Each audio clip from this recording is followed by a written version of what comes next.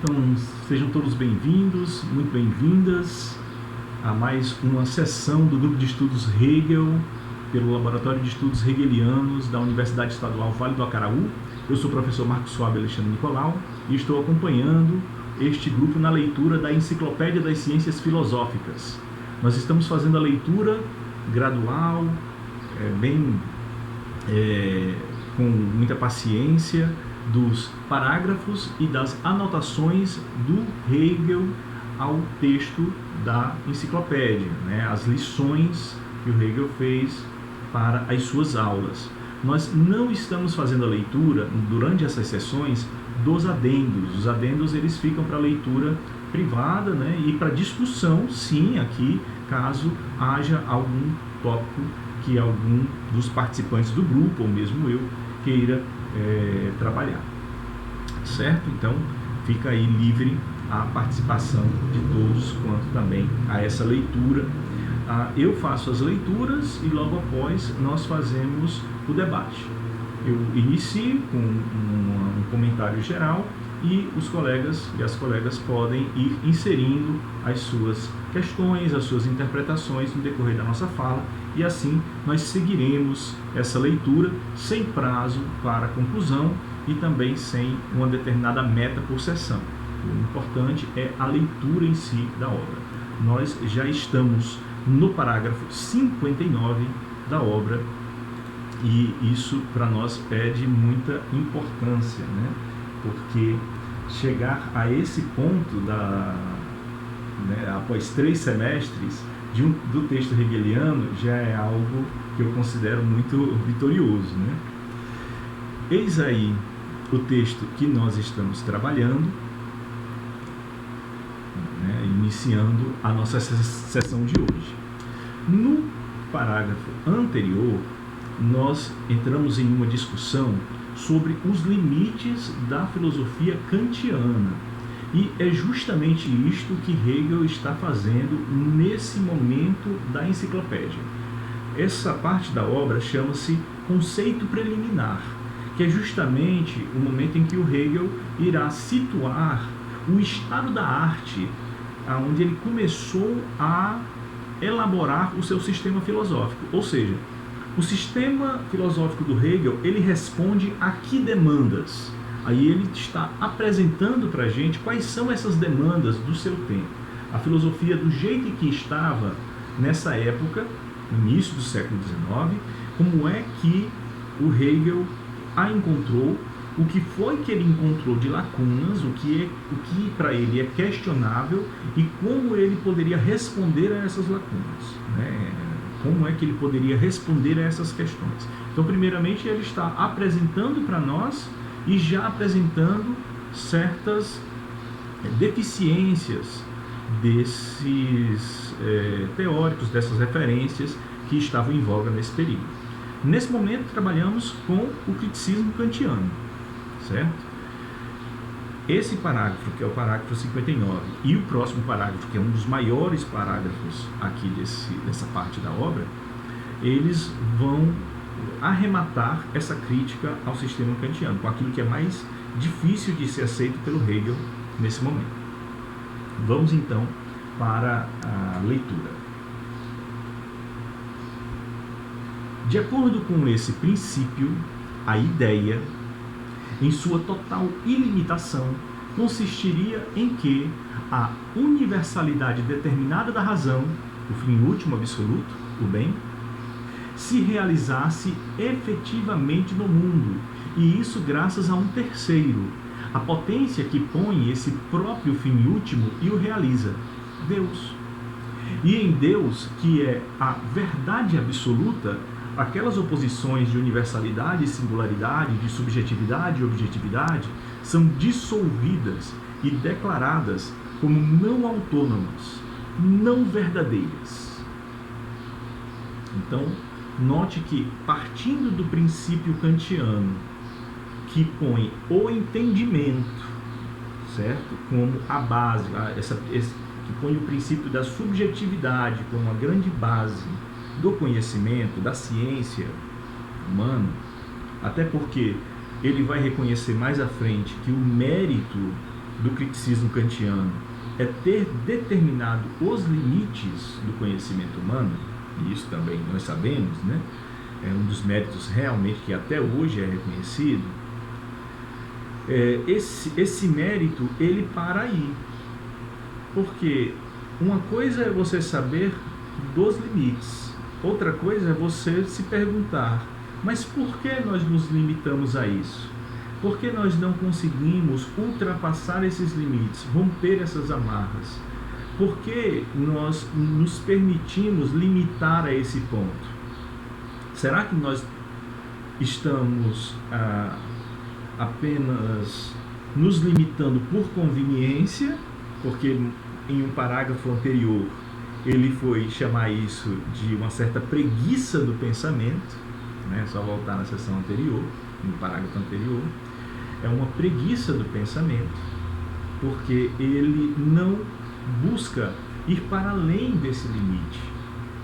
Então, ele se estabelece nesse limite e aí reconhece que esses limites do conhecimento nos permitem apenas estabelecer verdade e conhecimento que vale para nós, mas que não se identifica com o que as coisas são para si mesmas. Ou, em linguagem kantiana, a coisa em si mesma, a coisa em si, ela não nos é acessível. Como ela não nos é acessível, então nós nos resignamos a trabalhar com aquilo que nos é acessível, ou seja, com aquilo que está dentro do nosso limite, certo? O que é que ele faz para poder demonstrar isso, né? Seguindo aqui esse parágrafo 59. De acordo com essa perspectiva kantiana, a ideia, certo? Que a ideia é justamente o conhecimento que nós adquirimos das coisas, certo? Essa essência que a filosofia busca desde sempre, né?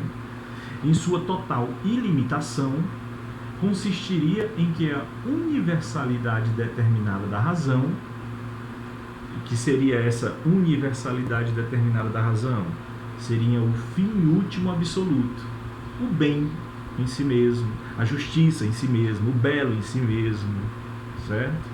Esses conceitos que o Platão nos ensinou a trabalhar, que são esses aspectos da ideia, aquilo que é ideal, aquilo que é buscado por quê?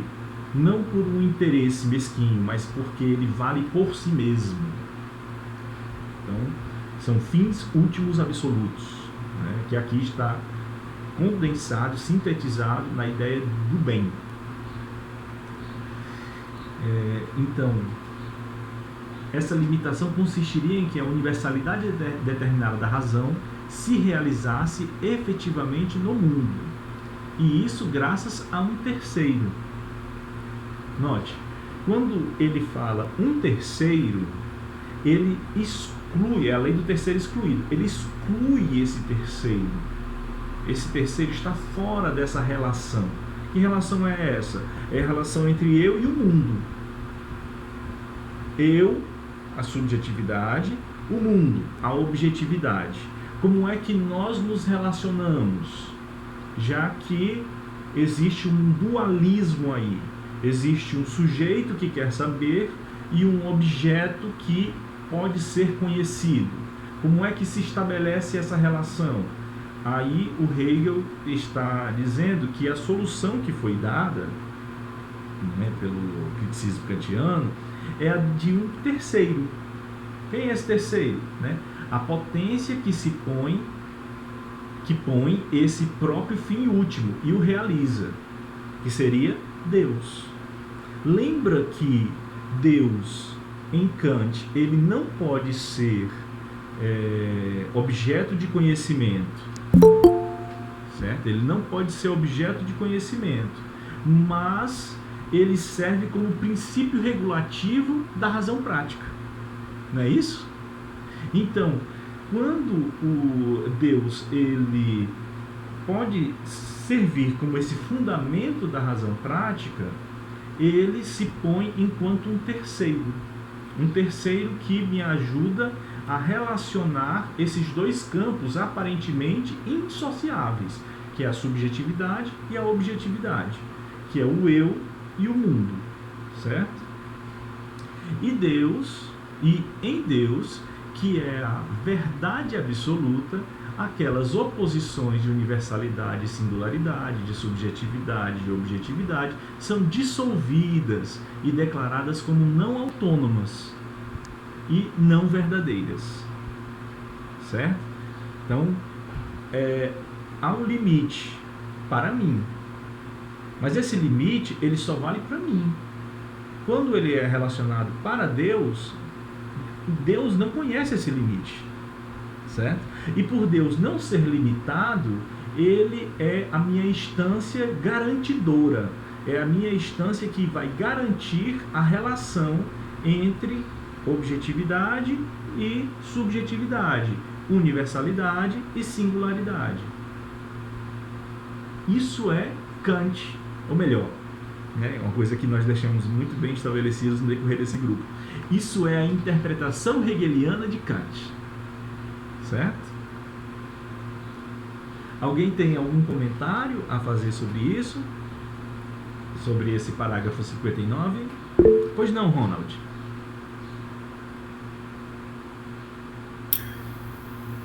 Oi, dá para escutar? Sim. Quando Hegel fala em verdade absoluta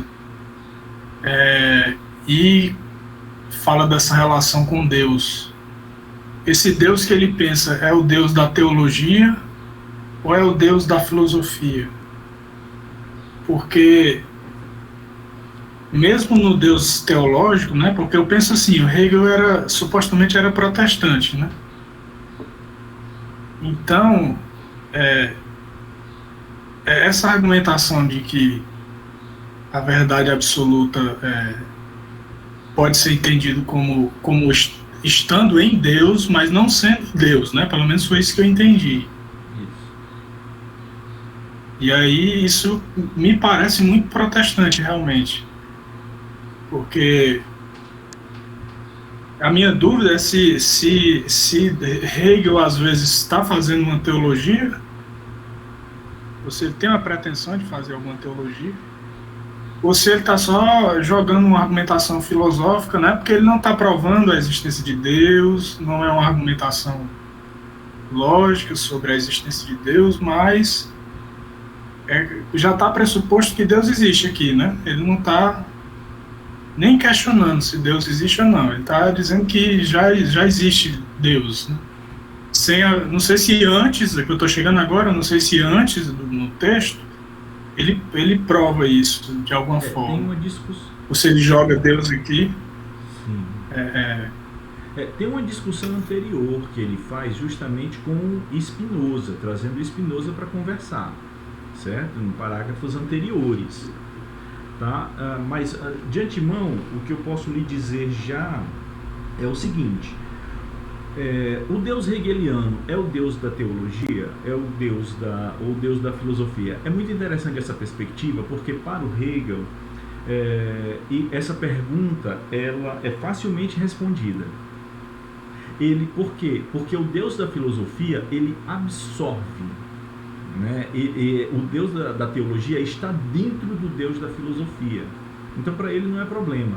Porque quando você vai lá para as lições sobre filosofia da religião, ele vai dizer que uma das formas de você apreender o conceito de Deus é trabalhar o percurso histórico da expressão do divino, né, na sua relação para com os homens. Então, cada momento da humanidade, ele se conectou de uma determinada forma com o absoluto. O absoluto é o Deus dos filósofos, certo? É o Deus que interessa aqui, nessa nossa discussão, é o Deus é o absoluto, certo? Por isso que muitas vezes ele gosta mais de utilizar o conceito de absoluto em vez do conceito de Deus, porque quando ele usa Deus, automaticamente nos remete à religião. Só que a religião, quando nós chegarmos no último livro da enciclopédia, você vai notar que ela é o segundo momento da exposição, da autoexposição do absoluto, do espírito absoluto. Ele se expõe primeiro na arte, depois na religião e por último na filosofia, ou seja, enquanto razão pura. Então, para ele não é problema nós trabalharmos o Deus religioso, o Deus enquanto expressão religiosa. No entanto, é problema nós ficarmos nele. Então, os teólogos, eles não vão ter o seu discurso reverberado aqui na filosofia hegeliana, porque eles necessariamente são um momento de exposição do absoluto, o que eles estão falando. Se eles se mantêm ali no âmbito da religião e não passam necessariamente para a filosofia, então eles estão usando um argumento, um conceito sartriano, eles estão agindo de má fé, porque eles sabem que eles têm que avançar, mas eles preferem ficar na etapa anterior. O artista também, que só quer ver o belo, né, o absoluto enquanto belo, e não passa para a espiritualidade, ele também estará caindo nesse auto-engano, né? Então, o Deus hegeliano, ele é necessariamente o absoluto. O absoluto é Deus no mundo, é Deus se expressando no mundo. Mas isso não é, como ele mostrou no parágrafo anterior, que eu estou querendo pegar aqui para dizer para você qual é especificamente, que ele vai dizer que nós não podemos, nessa reflexão, cair em um panteísmo. Porque no panteísmo tudo é Deus, certo? No panteísmo esse mouse é Deus, esse computador é Deus, essa câmera é Deus, esse copo é Deus em seu estado final, certo? É Deus em seu estado absoluto. E não é. O que o Hegel está querendo expor não é isso. O Hegel está dizendo que, dentre os momentos de expressão de Deus no mundo, está a sua objetificação enquanto natureza. Mas ele não ficou só nisso. Ele saiu de uma pura ideia lógica, de uma pura racionalidade, de uma pura estrutura lógica e sistemática, se materializou enquanto natureza, se objetificou na natureza, se apresentou enquanto vida, enquanto na natureza orgânica, aí enquanto vegetal, enquanto animal. Depois ele se espiritualiza no homem, e essa espiritualização ela vai ela ruma para a autoconsciência de si mesmo que ele terá. Que aí o ponto mais alto desse processo está nessas normas de convivência que nós estabelecemos, que é a filosofia do direito, a filosofia da história, certo? Que é um momento em que nós aprendemos a nos relacionar conosco, em uma psicologia racional, com os outros, em uma ideia de sociabilidade, entre nações, em uma política internacional, e para com o meio ambiente, para com a própria natureza, uma relação. Aí eu já estou extrapolando, inclusive, aquilo que o Hegel escreveu. Mas se fosse continuar os processos do projeto hegeliano, nós aprendermos a conviver com a natureza faz parte do processo de autoconsciência do espírito absoluto. Entende? Então, note que o Deus hegeliano, o absoluto em Hegel, ele extrapola em muito a ideia do Deus teológico, que é o Deus que busca a salvação, é o Deus que busca, está tudo certo o que o Deus religioso está buscando, certo? Só que em muitos pontos ele aspira ainda, ele não realiza, ele aspira, quem vai realizar, quem vai objetificar isso, efetivar isso, é o Deus da filosofia, é o Deus no mundo. E é desse Deus do mundo que Hegel se interessa.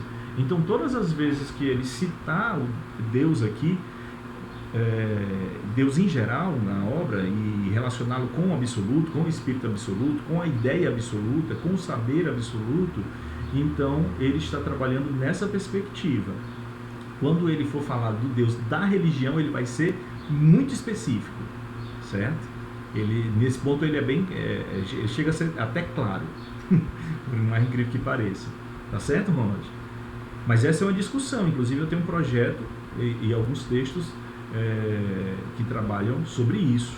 E tem um colega, acho que é da PUC, eu não sei se o Zoeni conhece, né? O sobrenome dele é Velik, né? Ele tem uns trabalhos sobre filosofia da religião em Hegel. Tem uns textos muito interessantes dele também sobre o Deus hegeliano, certo?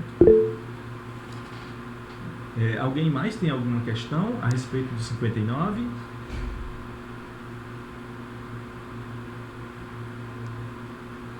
Pois não, Jane. Seja muito bem-vinda.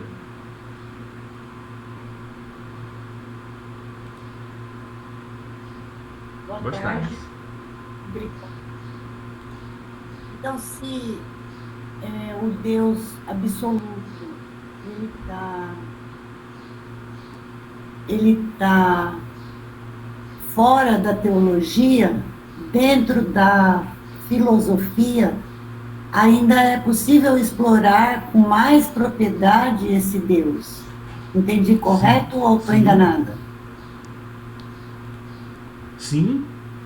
Sim, o Deus da religião, ele é uma etapa que tem que ser, nós temos que, esse momento de espiritualização, né, em que nós saímos do aspecto estético, não, nós saímos do aspecto natural, né, saímos da natureza, de uma filosofia da natureza, que é o outro tópico que tem ali, saímos da filosofia da natureza, entramos no mundo do espírito. Nesse mundo do espírito nós vivemos uma história, que é a história do absoluto, certo? Em nós realizamos o absoluto nessa história, enquanto arte, depois enquanto religião, e isso não necessariamente de uma forma um depois do outro, né? Mas enquanto etapas de graus, né? Gradativamente nós trabalhamos esteticamente, depois religiosamente, espiritualmente, e depois nós vamos para o aspecto inteligível, cognitivo, racional da filosofia. Mas todos esses três aspectos, que são os últimos passos da filosofia do espírito, eles são estritamente essenciais. Eu não posso abrir mão deles, eu tenho que vivenciá-los, eu tenho que experimentá-los, eu tenho que conhecê-los a fundo. Então, quando eu simplesmente... É por isso que o Hegel não é um Aufklärer, por isso que ele não é um iluminista, porque ele, por mais que ele tenha, na sua juventude, gostado muito dos projetos da Revolução Francesa e tudo mais e tal, ele não pode ser colocado dentro dessa perspectiva, porque faz parte do projeto iluminista esse rompimento com o religioso. A religião é obra da superstição, né? Ela tem que ser exterminada, ultrapassada. Esse projeto que depois foi reassumido pelo Augusto Comte, de que nós temos que sair do âmbito do religioso, sair do âmbito do filosófico e depois entrar no âmbito do puramente científico. O Hegel, ele não está nessa perspectiva de esse ultrapassar, negar e destruir, né? Então, a religião, todos os estudos religiosos, eles são muito necessários. Por isso é que ele fez cursos sobre filosofia da religião, e ele se preocupou muito em trabalhar a filosofia natural, a filosofia hebraica, a filosofia romana, a religião, quer dizer, né? a religião grega, a religião do medievo cristã, a religião protestante da sua época. Só que é interessante, inclusive, na fala do Ronald, ele dizia assim: nós podemos até chamar o Hegel de protestante e tal. Sim, ele fazia parte de uma denominação religiosa, mas chegou um momento, né, quando ele chega a essa clareza, que ele diz: eu posso fazer parte porque Deus é comunidade, Deus é koinonia, certo? Mas eu sei que ele não é só isso. Então, eu não vou me amarrar à religião e especificamente a essa instituição religiosa, que é essa denominação cristã, e achar que isso daqui me dá tudo que o absoluto é. Agora, que ela me dá aspectos, pontos necessários para falar sobre o absoluto e conhecer o absoluto, sim. Entende? Então o Hegel, ele não abre mão da teologia e de nenhum estudo teológico. Ótimo. E aí, prosseguindo, você coloca, acho que foi esse texto que você está compartilhando é seu, né? De acordo com esse princípio, a ideia, em sua total ilimitação, consistiria em que a universalidade determinada da razão, que ele entendia o fim último absoluto, que é o bem, certo? A partir disso, todas as ramificações da filosofia e das ciências devem necessariamente, segundo Hegel, trabalhar para o bem, correto? Sim. Sim. Sim, porque você tem um fim último. O bem, ele vai identificar esses conceitos ideais, desse idealismo que nós aprendemos lá com Platão, que são essas ideias puras que nós devemos nos guiar por elas, né? Ele vai identificar tudo com a ideia do absoluto. Então, toda a nossa vida, a natureza, o desabrochar de uma flor, né, a erosão e a sedimentação de uma rocha, né, essa é a parte meio romântica do Hegel, né? Todos os processos químicos, toda a nossa história, né, tanto o nosso processo histórico, que muitas vezes tem derrotas, tem guerras, tem lutas, tem flagelo, tem violência, mas isso é o próprio absoluto na busca de realização de si, certo? Não é que ele queira a violência, é que ele sofre a violência também, né? Ele está perdido na natureza e ele está perdido em nós também. Nós não passamos por momentos da vida em que realmente nós não sabemos o que fazer, não é nada, angústias e tudo mais, e depois que nós superamos isso, que nós encontramos as soluções, ou que nós entendemos o porquê, ou nós passamos por aquilo, ou simplesmente quando nós aceitamos que aquilo passou, aconteceu, não teve o que fazer, agora é viver com esse peso, e o nome disso é maturidade, né? Então, isso que nós chamamos na nossa vida singular como esses momentos de aprendizado e que contribuem para a nossa maturidade, o Hegel vai dizer que isso, numa escala universal, é o próprio espírito absoluto, certo? Se encontrando. Agora, multiplique essa singularidade que você está vivendo enquanto humanidade, enquanto natureza, enquanto história universal. Isso é o absoluto, certo? Então, tudo está sendo voltado para a realização do fim último. Esse fim absoluto, que é o bem, que ele vai mostrar no final do livro, que é a autoconsciência do absoluto, que é quando o absoluto diz, eu sou assim. Mas para ele se descobrir, ele só está se descobrindo porque ele se perdeu, porque em um determinado momento ele não sabe quem ele é. Isso é estranho para a gente, né? Porque a gente pensa em Deus sempre... Outra coisa, Ronald, como o Deus filosófico, o Deus hegeliano, ele não é totalmente identificado com o Deus religioso, porque o Deus religioso ele não tem dúvidas. O Deus religioso ele é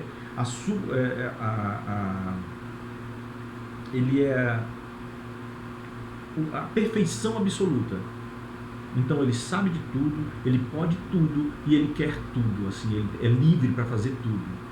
Eu estou pegando 3 aspectos que o Leibniz, lá na Teodiceia, que foi traduzido pelo professor William Piauí, da Universidade Federal de Sergipe, são os 3 aspectos que o Leibniz diz que definem que Deus é Deus, né? Ele sabe de tudo, ele é capaz de fazer tudo e ele é livre para fazer tudo. Então, esse é o Deus da religião. Só que o absoluto que o Hegel está trabalhando, ele é um absoluto que ele se perde. Entende? Ele era pura razão, só que a pura razão que ainda não tinha acontecido no mundo. Ele não tinha ainda experienciado nada. Aí ele deixa de ser pura razão, pura lógica, e ele se torna a natureza. Quando ele se torna a natureza é o reino da efemeridade, é o reino do finito, é o reino do tempo, do temporal. Quando isso acontece, o que é que acontece na finitude, no tempo? Acontece a morte, acontece a dor, acontece a perda, acontece a violência, acontece a falta, acontece a fome, acontece o desejo, acontece a paixão. Entende? Então, quando isso é possível de acontecer, então Deus sente pela primeira vez, esse Deus hegeliano, ele sente pela primeira vez algo que ele nunca tinha experienciado. Olha que legal essa definição, né? Porque a gente sempre imagina o Deus perfeito, que ele não precisa ter passado por isso. Mas se ele não tiver passado por isso, olha como é lógico o pensamento. Se ele não tiver passado por isso, como é que ele pode ser a lógica desse mundo todo? Como é que ele pode ser o senhor desse mundo todo? Que tem isso. Quer dizer que isso existe no mundo, mas não veio dele. E nem ele sabe de onde veio, nem ele sabe como acontece. Ele não tem nada a ver com isso. Então, uma outra é a brincadeira do Spinoza, né? Se existem coisas no mundo que não foram criadas por Deus, então existe um outro Deus. Só que se existir 2 deuses, então eles automaticamente se anulam. Porque não pode existir 2 perfeições absolutas. Porque uma negaria a outra. Então, o Deus... Viu, professor? Eu perguntei isso agora relendo o parágrafo, porque parece ser uma argumentação, no finalzinho aqui, uma argumentação que está tocando com a teologia, sabe? Eu concordo com a colega que colocou que é uma prova ontológica. Mas quando ele fala, por exemplo, que a universalidade e a singularidade, né, no final não são verdadeiras, ele está quase chegando nos atributos divinos da teologia. Né? Então ele está meio que entre a ontologia e a teologia, sabe? Eu entendo assim. Tem né? um detalhe, Ronald. Nesse parágrafo, ele está falando sobre a filosofia do Kant. Não podemos esquecer isso. Isso que eu estou falando, que eu estou dando spoilers aqui para vocês, certo? Essa discussão que eu estou lançando aqui do Deus hegeliano, ela vai acontecer no decorrer de todo o livro. Ou melhor, dos 3 tomos do livro. A gente está no tomo 1, tá bom? Mas quando ele está nessa última parte aqui, essa parte que ele está dizendo que são dissolvidas e declaradas como não autônomas e não verdadeiras, você captou muito bem. Isso daqui é como o Deus kantiano estava interpretando. E o Deus kantiano está muito próximo dessa perspectiva teológica, essa perspectiva da teologia cristã, da teologia judaica, aonde esse Deus está fora do mundo, ele é criador, certo? E no caso do Kant, ele se tornará uma esfera garantidora da razão prática. Então eu não preciso ter um conhecimento total desse Deus, nem preciso ter um vínculo total com esse Deus, né? Um vínculo panteísta com esse Deus, ou coisa do tipo. Eu preciso apenas saber que ele pode garantir a razão prática. E se ele me serve para garantir, então pronto, eu paro de discutir ele aí. E é nisso que o Hegel diz que o Kant erra, né? Pois não, Jane?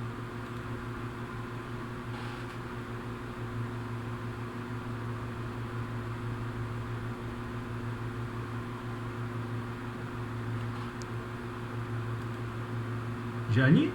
Pode falar.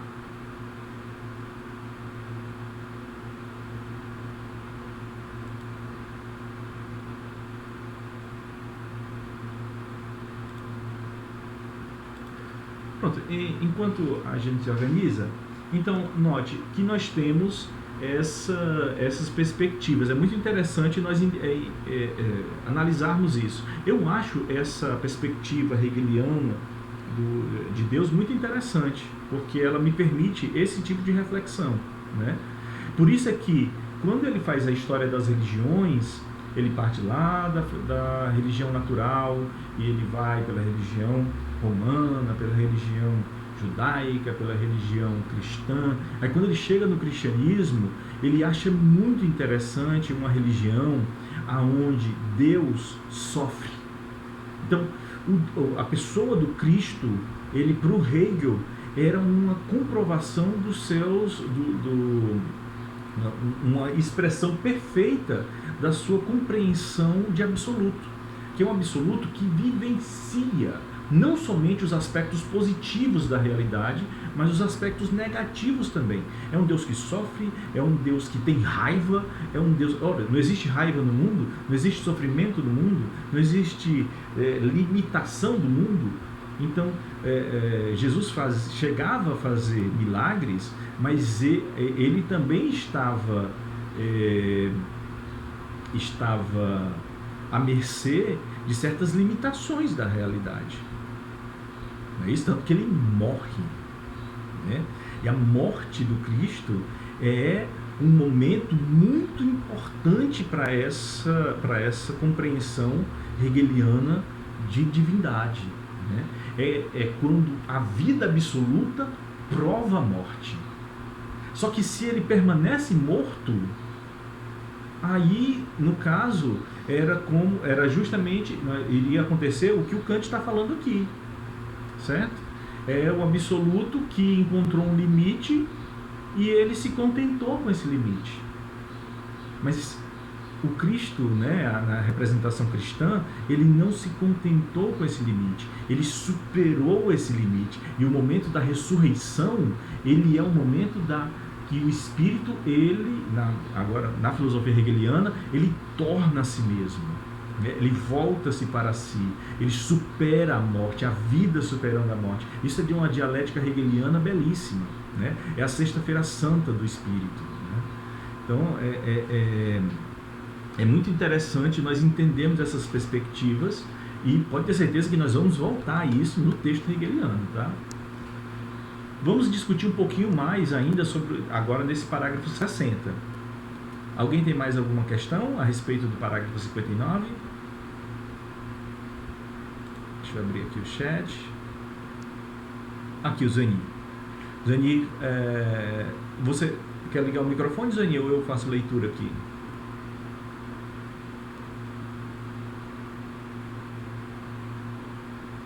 Vou ler.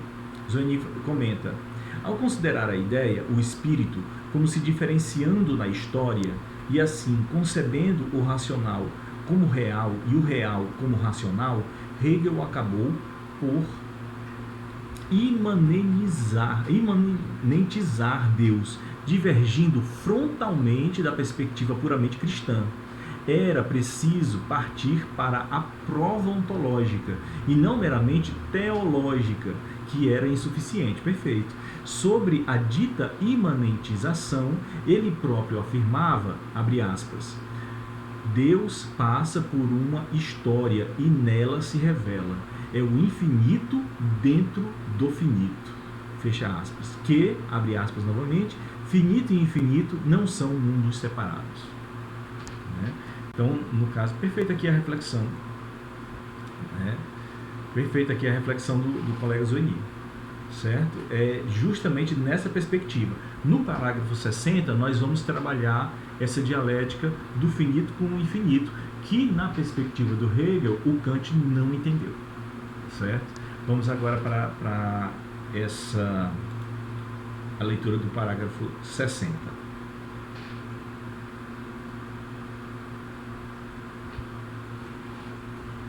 Depois eu passo o parágrafo que o Hegel discute com o Spinoza, tá? A questão do conceito de Deus. Vamos lá. Mas, olha aí, Jane, o bem em que se põe o fim último do mundo é de antemão determinado somente como nosso bem, como a lei moral de nossa razão prática, de modo que a unidade não vai além da concordância do estado do mundo e dos acontecimentos do mundo com nossa moralidade. Olha que interessante. Como esse parágrafo é muito grande, né, nós vamos paragrafação por paragrafação, tá certo? Então, primeiro, né, o bem último, esse fim último que o Hegel ele vai compreender como o próprio absoluto, né?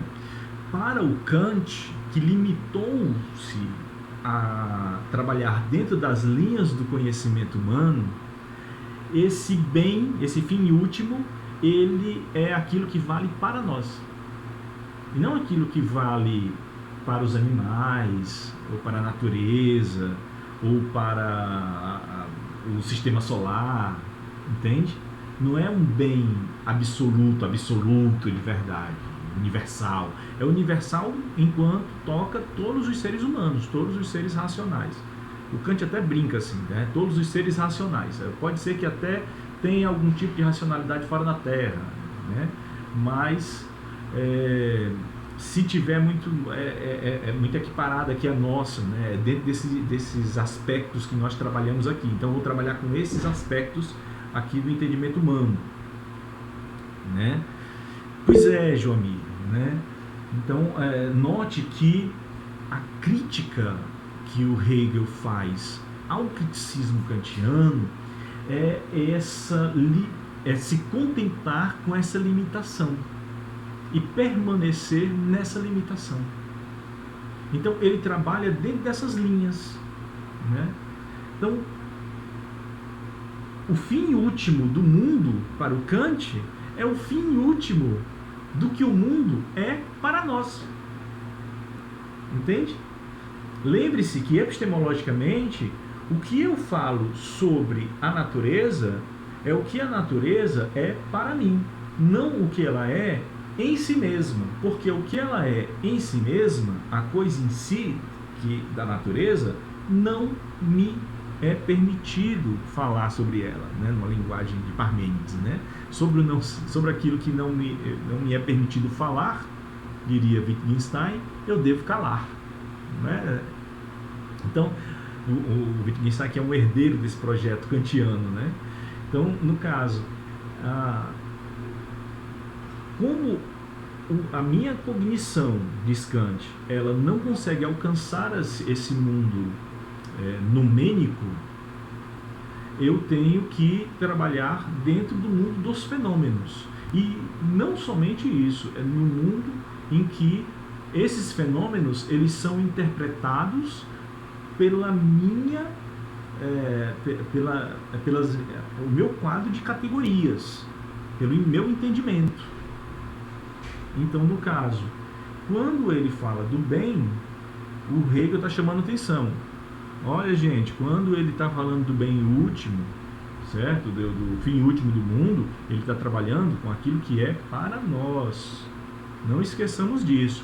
Eu não vou ficar nesse discurso aqui, porque para mim, como Joamir disse muito bem, esse discurso é unilateral.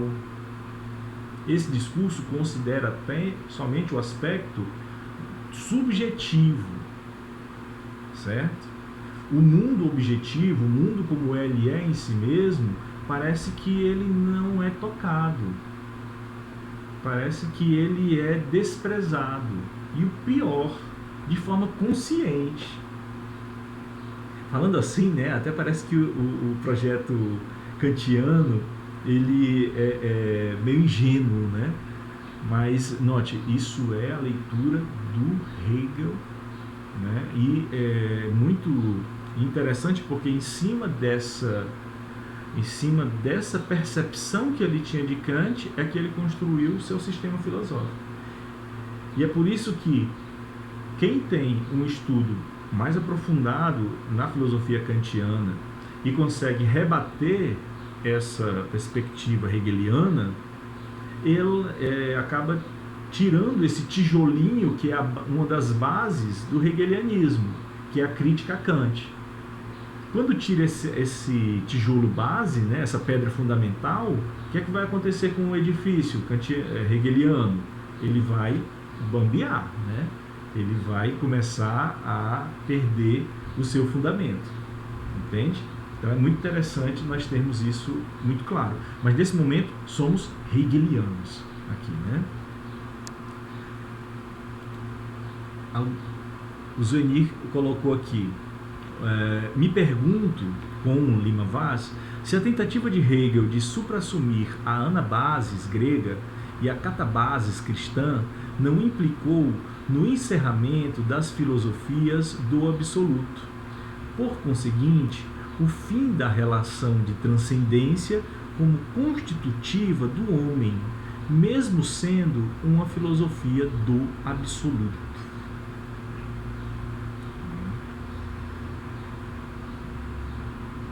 Encerramento. Né?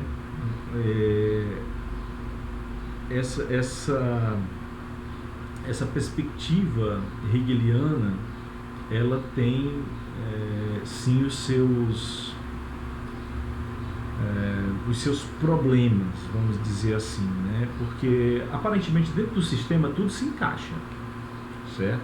Inclusive a história se encaixa, né? Essa história das ideias, esse percurso histórico das filosofias, elas se encaixam muito bem. O historicismo hegeliano é algo que, quem sabe, seja o ponto mais bonito, legal, interessante da sua filosofia, que é o quê? Quando o Hegel diz a maioria dos sistemas filosóficos, eles se tomaram como anhistóricos. Como assim? É como se o pensamento do Descartes ele não fosse fruto de uma pessoa que estivesse vivendo um determinado momento histórico, que não tivesse nascido de uma determinada cultura, que não estivesse em um determinado local geograficamente posicionado no mundo, certo? E que esses aspectos não tenham influenciado diretamente, limitado ou potencializado o seu pensamento, a sua teoria.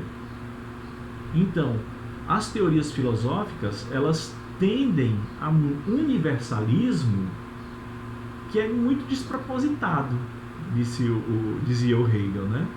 É muito despropositado, porque o cara tá lá num quartinho na Holanda, um francês que acaba emitindo um parecer, um discurso do método muito interessante por sinal, mas aí ele potencializa isso a um nível de universalidade total. Sendo que os conceitos que ele usa, os termos linguísticos que ele usa, né, as relações de pensamento que ele usa, todas elas são frutos das suas vivências.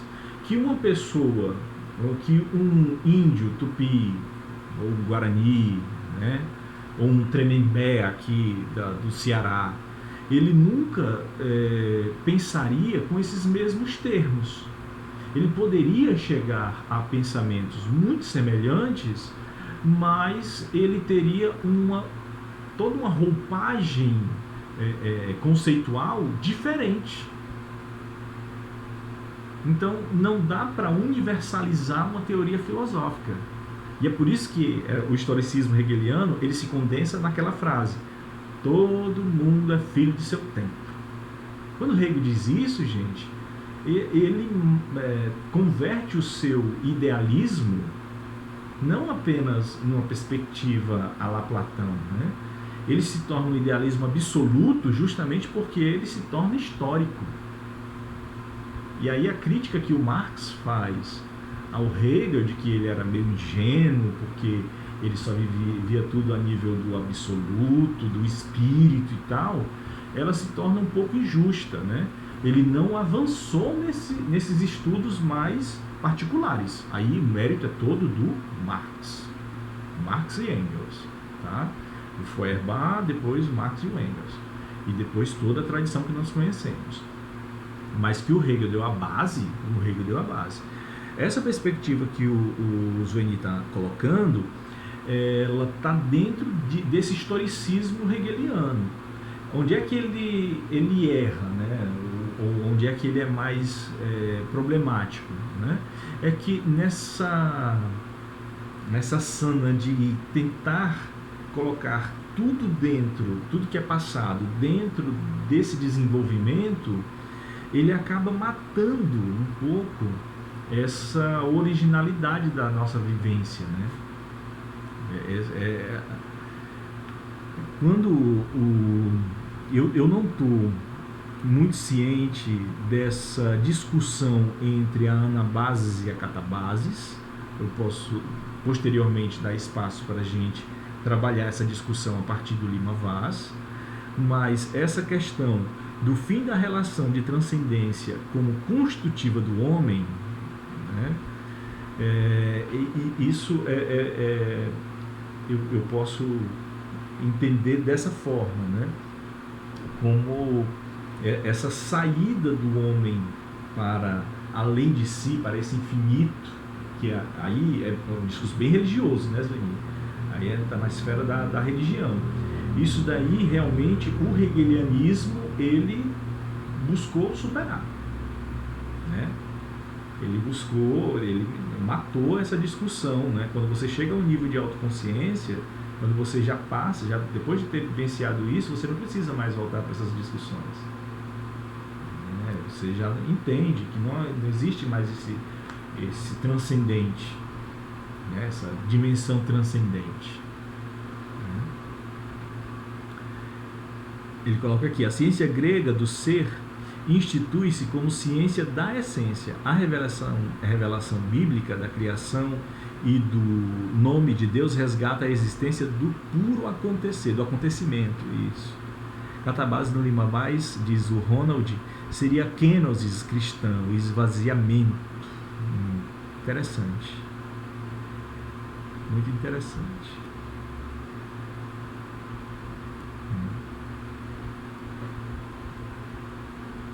Tudo acaba entrando dentro dessa discussão, mas tudo acaba dentro dessa organização hegeliana, ficando dentro do seu quadradinho, né, da evolução do pensamento, né?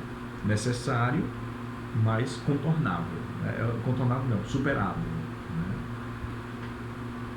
Ok, vamos aqui para o próximo, que esse parágrafo é grande. Além de que, mesmo com essa limitação, o fim último, o bem, é um abstrato sem determinação, como também o que deve ser um dever, o dever ser, né? Que ele chama de preguiça de pensamento. Mais precisamente, contra essa harmonia, de novo, se desperta e afirma a oposição que no conteúdo da harmonia é posta como não verdadeira, de modo que a harmonia se determina como algo apenas subjetivo, como algo que somente deve ser, isto é, que ao mesmo tempo não tem realidade, como algo em que se acredita, a que só corresponde certeza subjetiva e não verdade, ou seja, não aquela objetividade que corresponde à ideia. Então, mais uma vez, ele bate forte aqui no criticismo kantiano, que seria uma filosofia que nos apresenta e nos liberta de um certo sono dogmático, usando a expressão que o Kant utilizou, né? Nos liberta de um sono dogmático, de pensar que o nosso conhecimento seria absoluto, que nós conseguiríamos abraçar o universal a partir do particular. Isso não é possível, certo? Nós somos particulares, singulares, e nós devemos agir dentro dessa linha da singularidade, da particularidade, do fenômeno. No entanto, essa discussão do fenômeno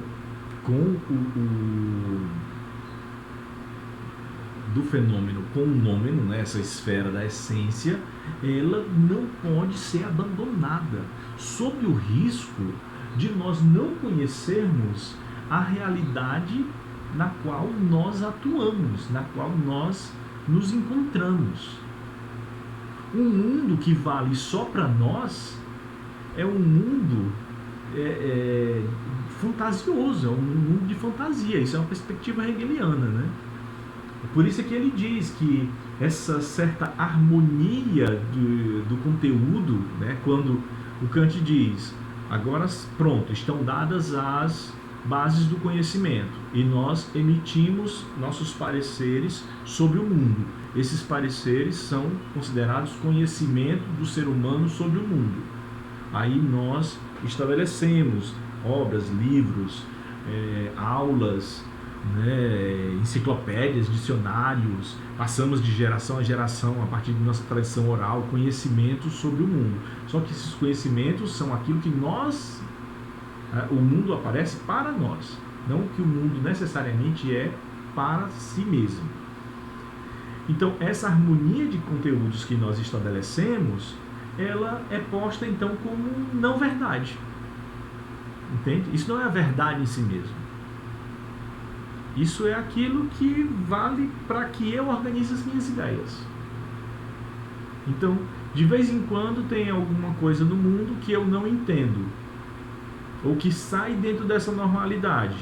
Aí, nessa perspectiva, eu simplesmente aceito. Entende? Isso daí que eu não consigo explicar, deve ser um milagre, deve ser uma coisa assim fora da curva, ou simplesmente é algo que não me cabe perguntar, certo? Ora, se eu vou passar minha vida inteira ciente de que o mundo vai me dar informações, vai me dar experiências as quais eu não conseguirei entender, e logo, sem entender, eu não vou conseguir atuar, decidir, deliberar, construir nada sobre isso, que vida é essa que eu estou levando? Esse é o ponto do Hegel, certo? Esse é o ponto do Hegel. Uma teoria como a do Kant me deixa numa comodidade que é perigosa, né? Então, de modo que essa harmonia se determina apenas, olha o apenas aqui sendo colocado, e ele é cirúrgico, apenas como algo subjetivo, algo que só vale para a subjetividade, como algo que somente deve ser. Ora, aquilo que somente deve ser é algo que eu aspiro que seja, certo? Que eu não tenho nenhuma garantia que será. Só que o Kant usa isso como um princípio regulativo, certo? Nós agimos em prol de um mundo que nós queremos realizar. Nós queremos que o mundo tenha essa ordem. Nós trabalhamos em prol dessa organização. Nós trabalhamos para manter essa estrutura. Se ela não acontece, o que é que nós temos que fazer? Continuar trabalhando, continuar persistindo, continuar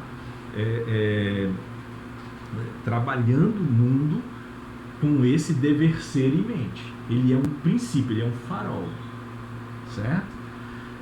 Por isso é que ele vale para a razão prática. Ele não pode valer para a razão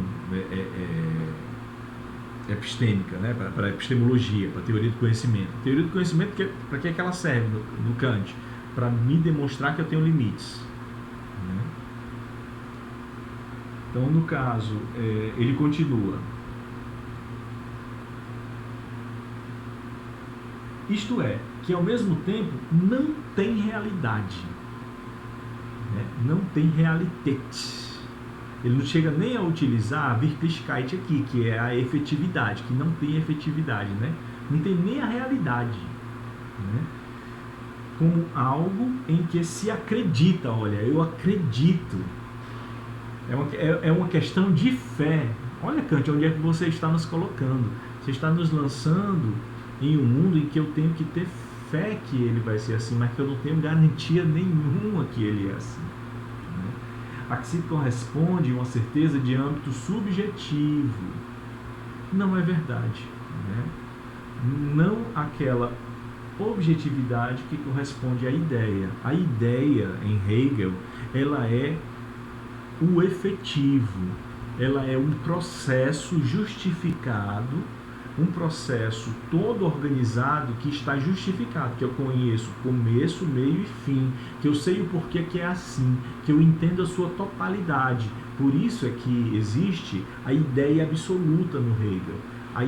O conceito de ideia absoluta é justamente o conceito de uma ideia que ela é toda completa, que ela não possui furo, ela não possui lacuna, entende? Ela é clara. Sabe o projeto cartesiano de uma ideia clara, de uma ideia evidente? Então, esse projeto ele é mantido aqui pelo Hegel, né? Ele é realizável, né? Alguém tem algum comentário aqui sobre esse parágrafo? Deixa eu ver aqui. A Jane fez um comentário anterior, não foi, Jane? Com a visão de Lima Vaz, tudo que diz respeito à transcendência já não tem mais importância para o entendimento do ser absoluto?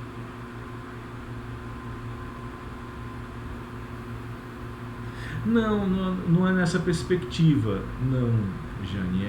A transcendência, ela para o Lima Vaz, para a antropologia do Lima Vaz, a transcendência ela é um elemento constituidor do humano, né?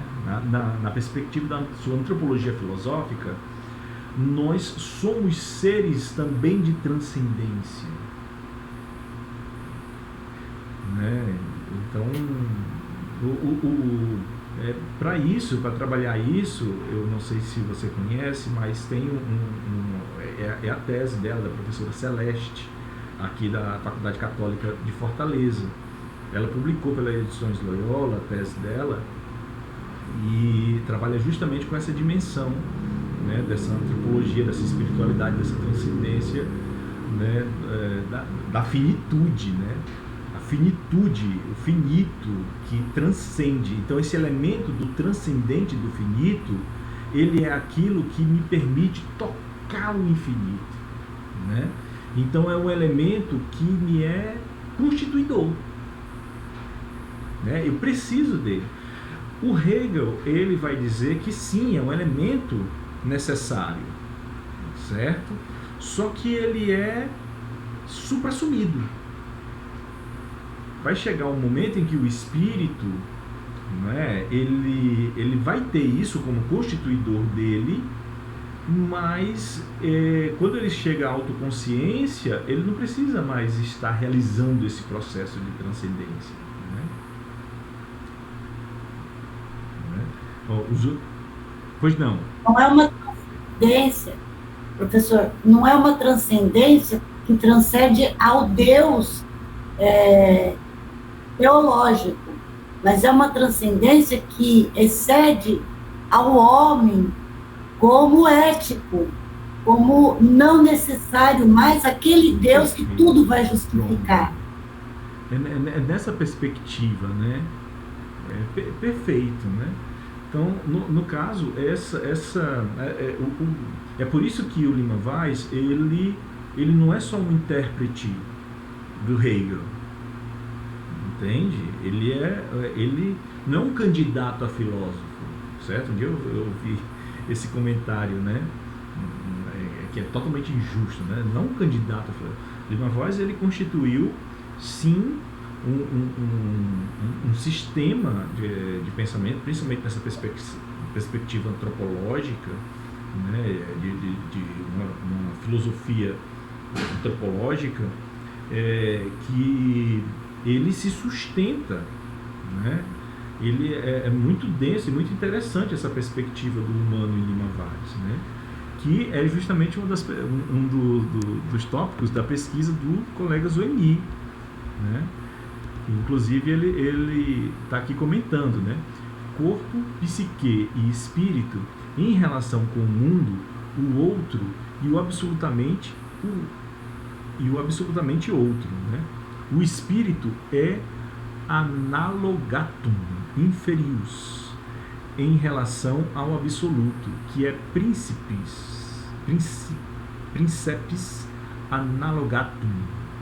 A teologia é a afirmação da pessoa. A teleologia é a afirmação da pessoa. Perfeito. É isso mesmo, né? Então, no caso, tem esses aspectos que são muito interessantes. E eu creio até que, em um determinado momento, né, nós vamos descobrindo nessas leituras alguns aspectos que podem ser aprofundados, que depois nós podemos converter em pequenos seminários, certo? Quem sabe nos momentos de pausas entre os nossos encontros semestrais. Nós já estamos em débito, né? Quando nós terminarmos aqui com o conceito preliminar, nós já temos uma agenda de chamar um especialista em filosofia humeana, né, para trabalhar esse aspecto de passagem dos problemas, de passar do particular para o universal, para nós entendermos como é que o Hegel se apropria disso, trabalha isso. Um especialista em filosofia kantiana, como nós estamos vendo, né, nós precisamos ter uma boa compreensão de Kant para avançar aqui no Hegel. E eu creio que não seria não seria algo muito extrapolado se nós abríssemos espaços para uma discussão sobre esses aspectos do transcendente em Lima Vaz. O que é que vocês acham, né? Nós poderíamos abrir, ou alguns membros das nossas sessões aqui poderiam preparar um material e fazer uma exposição para a gente, né? Uma tarde, 2 tardes, ou então nós poderíamos convidar alguém, né? Algum dos colegas aí pode conhecer alguém e nós poderíamos trabalhar isso, e sempre voltado aqui para ajudar a nossa leitura, certo? Então está aí outro aspecto legal que a gente pode trabalhar aqui, tá certo? Então eu já vou deixar anotadinho aqui essa demanda legal aqui para o nosso grupo, tá bom? Vamos passar aqui mais para finalizar o parágrafo, tá? Se essa contradição parece encoberta por ser a realização da ideia posta no tempo, Em um futuro em que a ideia também seria, então, uma condição sensível, tal como o tempo, é antes o contrário de uma solução da contradição. É a representação de entendimento que lhe corresponde. O progresso ao infinito, imediatamente, nada é senão a contradição posta perenemente. Perdão pela entonação, eu vou retornar aqui essa leitura. Mas note aqui, se essa contradição parece encoberta, que contradição é essa? Essa contradição entre finitude e infinitude, essa contradição entre subjetivo e objetivo, entre eu e mundo, certo? Essa contradição que precisa de um terceiro, que seria esse Deus, que o Kant está trabalhando aqui, que seria esse vínculo que há entre homem e mundo, esse garantidor entre a nossa prática no mundo, que teria um valor no mundo moral, no mundo ético, parece que essa contradição ela não se resolve, ela simplesmente é encoberta, ela simplesmente é borrada, ela simplesmente como se o Kant estivesse dizendo, temos uma contradição, mas olhe para cá, não pense mais nessa contradição não, porque ela é insolúvel, certo? Não dá mais para nós trabalharmos com essa contradição. Então vamos focar aqui naquilo que é próprio do nosso bojo, que é próprio da nossa condição. Por que é que ela é encoberta? Por ser a realização da ideia posta no tempo, em um futuro que a ideia também seria, então, uma condição sensível, tal como o tempo. Então, a ideia, que para o Hegel é a ideia absoluta, que é a ideia que abrange tudo, a realidade tal como ela é, que é a coisa em si mesma, certo? Para o Kant, aqui nessa interpretação, ela não abrange tudo, ela abrange só o fenômeno. Essa representação que a subjetividade cria do mundo, essa ideia que ela cria, ela é unilateral, é uma ideia pobre, certo? Há uma pobreza conceitual aí, certo? Essa ideia ela é posta no tempo. Ok, isso daí o Hegel, como eu disse, o historicismo do Hegel, isso também faz, certo? Toda teoria filosófica, ela faz parte de um tempo. Todo mundo é filho de seu tempo. Qual é o pulo do gato do Hegel? O pulo do gato é quando ele diz, mas a cada momento, quando eu leio Platão, depois leio o Aristóteles que leu Platão e avançou em relação a Platão, e depois eu leio os estoicos, e depois eu leio o Epicuro, depois eu leio os neoplatônicos, depois eu leio toda a tradição medieval, do Agostinho, da patrística, da escolástica, lá no Tomás de Aquino, Guilherme de Ockham, chegando aqui, passa pelos renascentistas, chega na Revolução Científica. Olha só o processo que eu estou, que é um processo europeu, inclusive, que eu vou passando, chego lá no Descartes, chego depois no Spinoza, vou lá para o Hume, lá, empirismo britânico, depois chego no Kant. O Kant é debatido pelo idealismo alemão, passo por um Schelling, passo por um Fichte, trabalho com os irmãos Schlegel, tem um Goethe. Olha só quantas pessoas estão envolvidas nesse processo para o Hegel ter pensado essas ideias aqui, passo por um Schiller, que ele já mencionou no nosso encontro passado, chega no Hegel. Aí o Hegel vai dizer, como eu tive acesso e leitura de todo esse caminho, Então eu posso me aproveitar dos avanços que cada um desses períodos teve. Cada um deles é filho do seu tempo, mas eu sou filho do meu tempo e deles, né? E de toda essa tradição. Quem entendeu isso muito bem a partir dessa perspectiva do Hegel, como eu disse anteriormente, foi o Gadamer, né? O Hans-Georg Gadamer com seu Verdade e Método. A hermenêutica gadameriana trabalha justamente com a importância da tradição para contextualizar conhecimento, né? Então,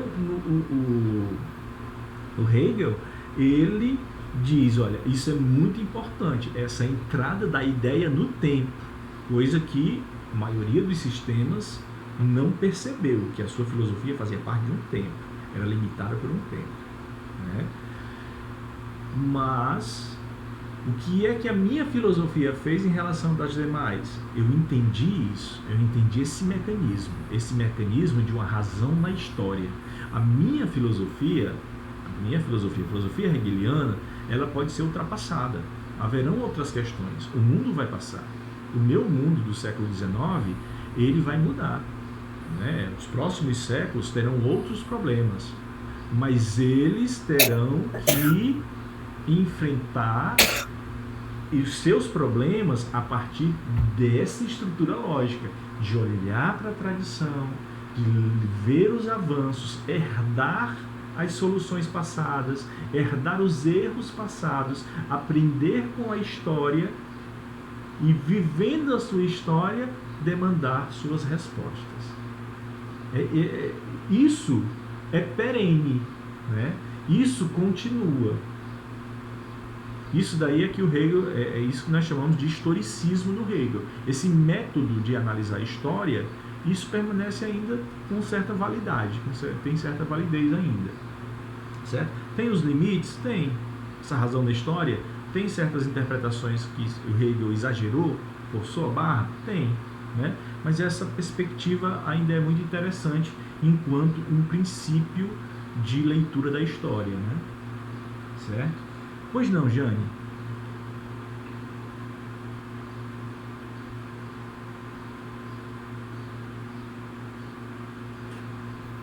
Não, eu já tinha falado, eu levantei a mão sobre o tópico anterior. Desculpa, eu esqueci de tirar. Tudo bem.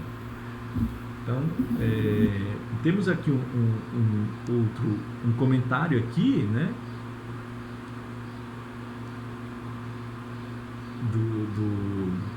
Do Zueni, justamente chamando a atenção para essa questão, né? Essa questão aqui. Tem a Hannah Arendt também, né? Bem lembrado, Jane, né? Com a vida do espírito, né? Aquela obra interessante dela. Não sei se só essa obra que você vem trabalhando, até é interessante chegar a essa discussão. Inclusive, aqui na UVA nós temos um colega, que é o professor Ricardo George de Araújo Silva, que ele é a nossa referência aqui em filosofia política e nos estudos arendtianos, né? Ele tem um grupo de estudos que funciona às sextas-feiras, né? E debate essas questões também. Aliás, ele é ocupado de estudar Hannah Arendt. Denunciá-lo, viu, no Comitê de Ética Filosófica. Porque meu marido é aluno da UVA e eu assisti às aulas do Ricardo Jorge com ele. Falava, meu Deus, a mulher pensa muito o que eu penso, né? Então eu preciso saber. E hoje eu faço mestrado em filosofia política em Hannah Arendt. E é realmente, ela é hegeliana do começo ao fim, de tudo que eu já li até agora, que não é muito, né? Mas, sim. Estou amando a sua aula porque me faz compreender muita coisa. Essa é a perspectiva do grupo de estudo, né? Eu já falei isso várias vezes, eu acho que eu vou repetir a cada sessão. Eu gosto muito dessa perspectiva do grupo, porque tanto eu recebo perguntas e demandas, né, tanto no chat quanto nas participações de vocês, quanto também eu aprendo com muitas muitas interpretações de vocês, né? Então, essa questão de trazer o Lima Vaz, eu achei muito interessante, né? Continuando, inclusive, esse debate com o Lima Vaz, o Zoeni chama a atenção, né? O Tomás de Aquino, que também o Lima Vaz é um tomista, né? Tomás fechou o ciclo platônico, que ia da representação ao ser. Hegel preenche o fosso deixado por Kant, que fechou o ciclo iniciado por Duns Scotus, né? Que ia do ser à representação. Ciclo este que causou o retraimento da metafísica, verdade, né? Mesmo equivalendo ideia e espírito e tendo fechado o ciclo da transcendência, Hegel teve a coragem de ressignificar a metafísica na medida de suas possibilidades, diz o Zoeni. Então, note que nós temos, então, uma percepção hegeliana muito interessante da história, né, que a gente não pode esquecer.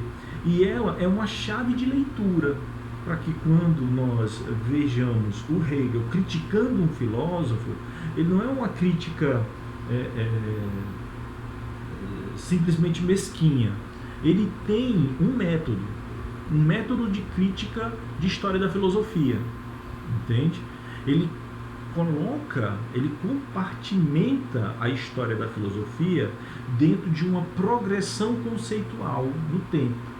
Então, cada filosofia ela tem a sua importância, seja por fazer avançar uma questão, seja porque denuncia um avanço falacioso de uma questão. Então, ela derruba um determinado pressuposto. Eu acho muito interessante que ele usa mais à frente nesse parágrafo, ele vai usar o seguinte recurso. Sabe quando a gente diz no popular que quando às vezes uma pessoa fala algo muito ácido, chega e escorre aqui o venenozinho pelo canto da boca? Então ele fala assim, né? Isso daqui é um certo preconceito, isto é, quer dizer, um certo princípio que os pensadores do nosso tempo utilizam. Ora, preconceito é o conceito que vem antes do conceito, é o conceito injustificado. Então, ele vai e manda primeiro a palavra preconceito lá, e depois ele diz, quer dizer, né? Ironizando, né? Quer dizer, é um princípio, né? Uma base, um fundamento que é utilizado pelo nosso tempo. Mas esse princípio, ele está demolindo, que é o princípio que o Kant está aqui baseando sua filosofia. Então, como ele está demolindo essa perspectiva, ele está dizendo que a filosofia kantiana é mais uma filha do seu tempo. O problema não é esse, não é a filosofia kantiana ser filha do seu tempo. O problema é ela querer colocar na limitação do tempo o absoluto, a verdade, o conhecimento, o bem, o fim último. Esse é o problema. Entende? E o pior, isso ser aceito pelos seus colegas, né, os seus contemporâneos, os seus pares, isso ser aceito sem crítica, isso ser aceito sem considerar as consequências. Isso era preocupante para o Hegel. Por isso que ele está fazendo isso aqui no conceito preliminar. Tá? Aí ele continua, em um futuro em que a ideia também seria, então, uma condição sensível, tal como o tempo é antes o contrário de uma solução da contradição. Ora, eu não soluciono a contradição. Uma dialética, né? Uma díade, isso é uma díade, não é uma dialética. É simplesmente a relação entre negativo e positivo, aonde você não tem o menor interesse de uma síntese. A grande síntese que o saudoso Sidney Lima tanto dizia para nós que era o grande objetivo de todo e qualquer jogo dialético, isso não acontece. Por quê? Por falta de interesse. Olha só como isso é preocupante, né? Olha só como aí a gente está vestindo a camisa, né? Time Hegel na cabeça, né? Como isso é preocupante. A dialética, ela assume ser despretensiosa quanto à busca de uma síntese. Então ela não é mais dialética, entende?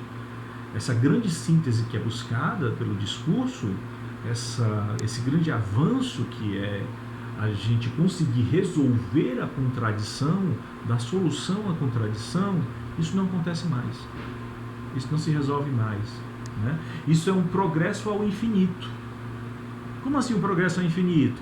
Isso é só uma relação entre o subjetivo que quer conhecer e o objetivo que é conhecido, mas isso sempre vai tender para um lado. Isso não se resolve. Isso sempre tende, como já foi falado aqui, de forma unilateral para o subjetivo. O subjetivo sempre vence essa batalha. O subjetivo sempre tem a razão. O subjetivo sempre dá a última palavra, né? A verdade sempre está desse lado, do lado da subjetividade. Mas a subjetividade está limitada pelo tempo. A subjetividade está limitada pelo fenômeno. A subjetividade está limitada pelo espaço. Bem, e aí? Como é que nós resolvemos isso? Não resolvemos, nos acomodamos. O Hegel, ele bateu o martelo e disse: eu não me contento com isso, né? Eu quero ir para além. Porque isso nada mais é senão a contradição posta perenemente. E um mundo onde a contradição ela é perene, simplesmente sem uma busca de síntese, esse mundo é falacioso, né? Esse mundo, por quê? Porque ele não se sustentaria. É o mundo da efemeridade constante. É o mundo onde nenhum de nós se manteria, onde a própria natureza não se manteria. É o mundo onde eu plantaria uma semente de mamão e nasceria maracujá. Entende? Porque não haveria qualquer tipo de solução à contradição. Era um mundo sem estrutura, sem fundamento lógico, né? E nós temos uma solução, nós temos uma síntese, nós temos, o mundo ele se mantém, o mundo ele tem uma estrutura, o mundo ele tem uma lógica, e essa lógica não vale para mim somente. Esse mundo vale para todos, vale para os cachorros, vale para os gatos, vale para as plantas, vale para as pedras. Elas se mantêm, elas estão aí, né? A existência está aí. Então o Hegel ele tinha essa perspectiva, certo? Alguém tem mais algum comentário?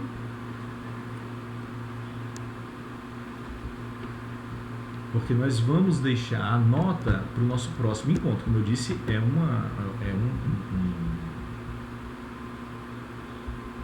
um ponto bem grande, né? Esse parágrafo 60, principalmente na observação. Vou mais uma vez aqui para o nosso chat, porque o professor Zoini ele lançou a seguinte reflexão: a história é compreendida por Hegel como progressão dialética que se dá na ordem do conceito. Progressão esta da qual o tempo empírico é mera figura. Para Hegel, o homem é ser no tempo, não simplesmente no tempo físico do mundo, mas no dialético que articula a cadência e no qual se manifesta não só o sentido da vida humana, mas a própria vida do absoluto. Né? Perfeito, né? O interesse do Martin Heidegger com a filosofia hegeliana está justamente nisso, né? Essa perenidade do ser, essa manutenção do ser, né? No mundo principalmente, ela se dá justamente por esse jogo dialético, né? E isso acontece na história. Então, no caso, nós temos essa apropriação do Heidegger, em que eu recomendo muito os textos do professor McDowell, por exemplo, né, para isso, mas tem também o Emil Stein, que é o clássico, né, de leitura da filosofia heideggeriana aqui, né, que naquilo que o Heidegger interpreta do Hegel, esse é um dos pontos principais, né? Essa noção de historicidade que nós carregamos, certo? Então esses são alguns elementos muito interessantes, né, que servem de muita chave de leitura aqui. Eu acho que nós vamos parando por aqui hoje, né? Alguém tem mais algum ponto? Alguma questão que queira lançar?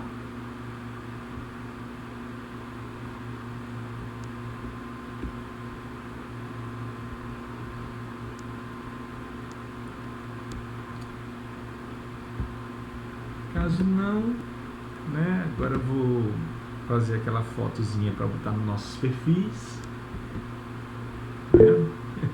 Eu ia ter feito com todo mundo. Os encontros, né, Jane? Nós estamos fazendo os encontros. Os encontros, eles são semanais, tá? Toda semana nós fazemos esse encontro, essas sessões. No final do semestre, nós teremos conseguido até cerca de 10, né, às vezes 8, às vezes 12 sessões por semestre. Né? Às vezes a gente tem que cancelar, outras não, mas basicamente nós realizamos, depois que nós começamos, todas as semanas, todas as terças-feiras, de 14h30 até às 16h30. Tudo bem? Então, agradeço muito a presença de todos. Cuidem-se, cuidem dos seus e até semana que vem. Abraço.